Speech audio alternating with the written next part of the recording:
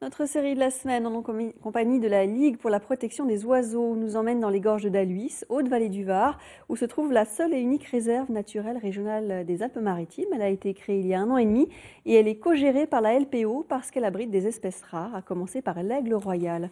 Reportage avec Frédéric Cerulli et Philippe Millois. La marche débute à 2 pas du pont de Berthéou, commune de Dalhuis. Direction le Point Sublime, à 950 mètres d'altitude. Là, on entend les mésanges bleus. Donc, c'est des espèces très communes qu'on retrouve dans les jardins, dans les parcs.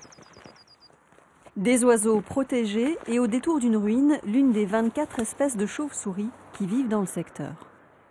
On a environ une dizaine d'individus qui sont perchés. Alors, je ne vois pas de jeunes.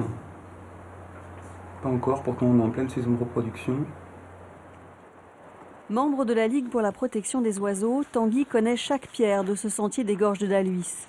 Un site naturel d'une beauté et d'une richesse exceptionnelle qui nous raconte l'histoire de la planète. C'est cette roche rouge, la pélite, qui confère son identité au site, puisqu'on la retrouve sur tout le dôme de Barreau ici.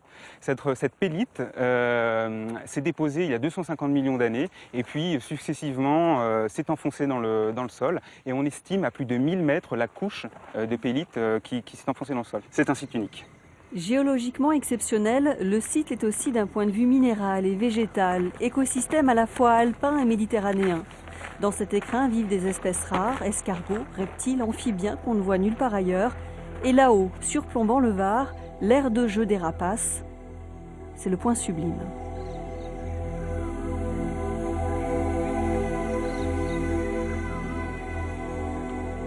Il y a un couple d'aigles royales ici sur le site parce que c'est vraiment des oiseaux qui ont besoin d'une grande superficie pour se reproduire. Donc ils ont plusieurs aires réparties sur l'ensemble de la réserve naturelle et ils en occupent une ou l'autre selon les années. Donc on effectue ce suivi également de la reproduction des aigles royaux.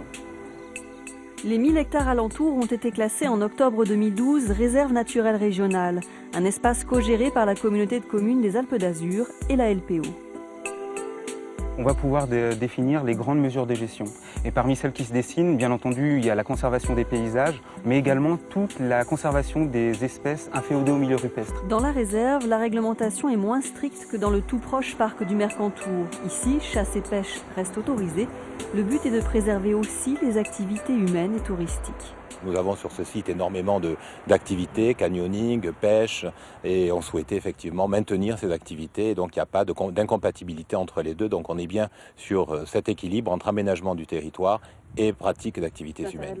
Et là on a le Var, on a les galeries de mines, on a tout là-bas. Seule contrainte pour les promeneurs dans la réserve, rester sur les sentiers balisés, prix tout relatif à payer pour profiter du paysage.